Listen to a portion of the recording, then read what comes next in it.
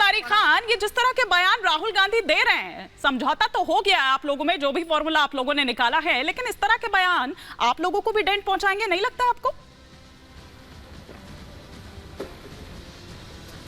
हिमानी जी, मेरे से पूर्व जो भाजपा के प्रवक्ता अभी कह रहे थे कि बीजेपी की सरकार ने कभी भी जातिगत जनगणना से इनकार नहीं किया। देखिए, ये एकदम झूठ बात है।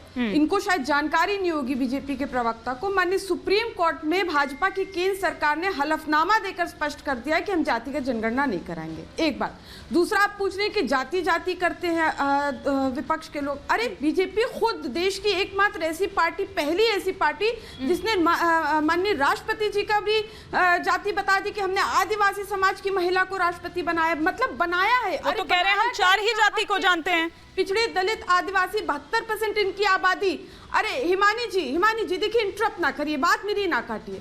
72% जो आबादी है पिछड़े, दलित, आदिवासी, यही केवल और केवल भारत के मूलवासी। इनका हक है छोटे से लेकर बड़े पद तक, छोटे सरकारी जॉब से लेकर प्रधान से लेकर प्रधानमंत्री तक, छोटे इलेक्ट्रॉनिक मीडिया से लेकर बड़े इलेक्ट्रॉनिक चैनल तक, परचून की दुकान से लेकर बिरला की फैक्ट्री तक, हर जगह इनका हक है। अरे सुनिए ना, एक सवाल है आपके लिए, एक सवाल है, समीर जी सवाल कर रहे हैं। नाहिद जी जवाब दीजिएगा। देखिए, ऐसे आप इसे सवाल, जब राज्यसभा भेजना था तो बच्चन और रंजन को क्यों भेजा आपने?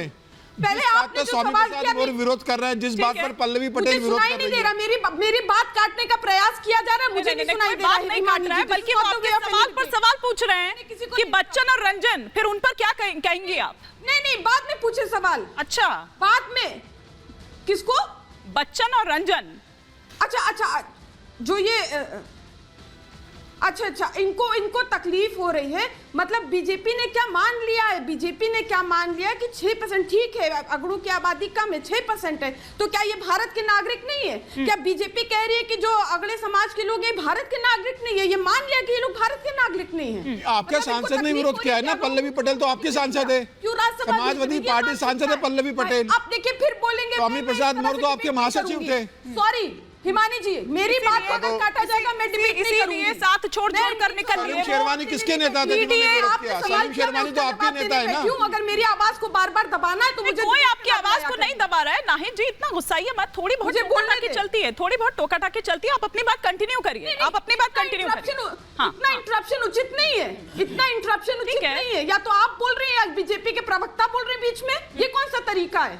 क्या जरूरत है फिर हम लोग को बैठाने की? अगर आप ही लोग को बोलना है, वैसे भी आपके डिबेट ने बता दिया, वाह वाह वाह वाह बीजेपी की कर दी, सब तो वाह वाह कर रहे हैं। तो ये कहां से आपको लगा? नहीं, ये कहां से आपको लगा? ये कहां से आपको लगा? मैंने सीधा सा सवाल पूछा था, आपने उस पर जवाब नहीं दिया। और अपना चैनल चलाइए। जब आप ऐसे कहने लगती है ना नाहिद जी, देखिए आप बहुत अच्छी प्रवक्ता है, लेकिन जब आप इस तरह से कहने लगती है ना, तो ऐसा लगता है कि शायद आज होमवर्क पूरा नहीं है, या अब आप फंस गई हैं, अब डिफेंस करने के लिए कुछ मिल नहीं रहा आपको डिफेंड करने के लिए। देना चाहती हैं तो आप बता दीजिए, मैं छोड़ दूं डिबेट।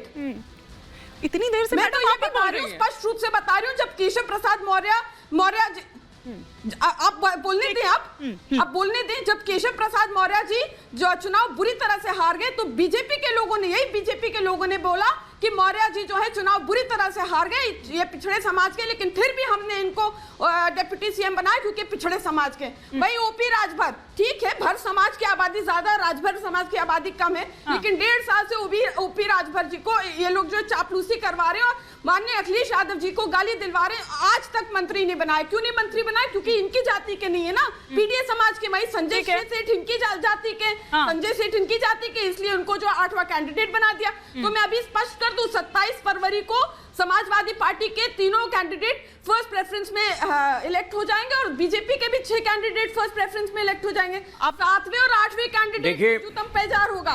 तो जी आपकी बात का जवाब दे रहे हैं आप मैडम, अब आपकी बात का जवाब ले लेती हूं। आदिवासी जी, पिछड़े देखिए अनइंटरप्टेड दिया मैंने आपको मौका, आदिवासी शब्द से अपमानित किया। आप एक बार जवाब ले लेती हूँ, वो रिएक्ट करना चाह रहे हैं आपकी बात पर। और आरएसएस के पुरखों ने पीडीए शब्द दिया है, पिछड़े दलित आदिवासी। ठीक है, जवाब ले लेती हूँ। तो इंसिरा जी आरोप लगा रही हैं आप पर, बड़ा आरोप लगा रही है। ठीक है, इनके हक पर डंडी मारने का काम कर रहे हैं। ठीक है नाहिद जी, शैक्षिक, आर्थिक, सामाजिक, राजनीतिक हर तरह से इनका शोषण किया है।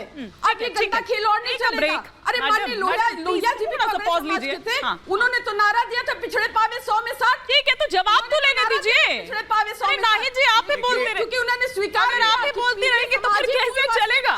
कैसे चलेगा? रोहित रोहित जी, फिर बाकी मेहमान भी हैं। देखिए नाहिद जी, जिस तरह से आपको शिकायत है ना, बाकी मेहमानों को भी शिकायत होगी। अभी देखिए संजय जी का तो ओपनिंग कमेंट भी नहीं आया। हर पद पे केवल और केवल भारत। ठीक है, ऐसा नहीं है कि दोबारा आपकी बारी नहीं आएगी, मैडम दोबारा भी बारी आएगी। तो हिंद जी जवाब।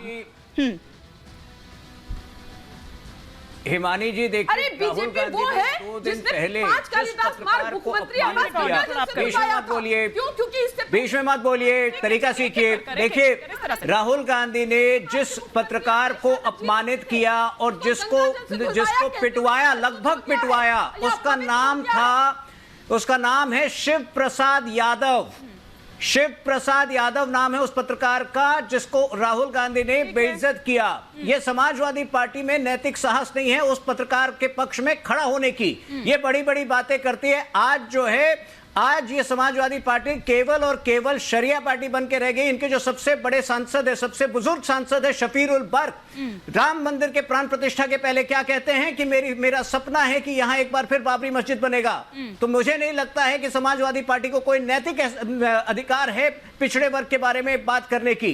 दूसरा, जहां तक कांग्रेस का सवाल है, देखिए कांग्रेस की वजह से हमेशा जो है ओबीसी समाज को नुकसान हुआ है। 1957 में काका केलकर कमीशन का यह स्पष्ट रिकमेंडेशन था कि जो बैकवर्ड कास्ट कमीशन है उसको कॉन्स्टिट्यूशनल दर्जा दिया जाए। 6 दशक लगे और हमारी सरकार ने 2018 में वो दिया। मंडल कमीशन का रिपोर्ट को लागू 7 साल तक कांग्रेस सरकार नहीं कर पाई थी। 1983 में वो रिपोर्ट रेडी था, अंततः वीपी सिंह की सरकार ने 1990 में किया था। तो ओबीसी समाज का सबसे बड़ा शत्रु जो है वो कांग्रेस पार्टी रहा है। इतिहास इस बात की गवाह है। ठीक है, लेकिन समीर जी, यहां पर उन्होंने कहा कि समाजवादी पार्टी जो है वो सिर्फ एक शरिया पार्टी बनकर रह गई है। क्या वाकई में इस तरह से देखिए, क्योंकि एक बड़ा वर्ग जो है उसको कैटर करने की ना तो उन्होंने किया है, ना तो उसकी कोई कोशिश यहां पर नजर आ रही है। क्या ये मानकर चल रहे हैं कि जो एक बड़ा वर्ग है वो तो हमें वोट देगा नहीं, तो हम अपना ध्यान इसलिए यहां लगाएं? क्या यही दिखता है? देखिए, समाजवादी पार्टी सिर्फ और सिर्फ परिवारवाद की पार्टी और सिर्फ यादव की पार्टी बनकर रह गई है। अगर समाजवादी पार्टी को थोड़ा भी दलितों की चिंता होती, जो पीडीए की बात करते हैं, तो मुझे लग रहा है अखिलेश यादव मायावती से बात करते हैं कि हम गठबंधन में आप आइए। अखिलेश यादव को अगर चिंता होती तो स्वामी प्रसाद मौर्य को राज्यसभा भेज देते। अखिलेश यादव को चिंता होती तो पल्लवी पटेल की बात सुन लेते और किसी कुर्मी को राज्यसभा भेज देते। अखिलेश यादव ने जिस तरह से राज्यसभा भेजा है, जिस तरीके से टिकट डिस्ट्रीब्यूशन कर रहे हैं और जिस तरीके से अखिलेश यादव सिर्फ और सिर्फ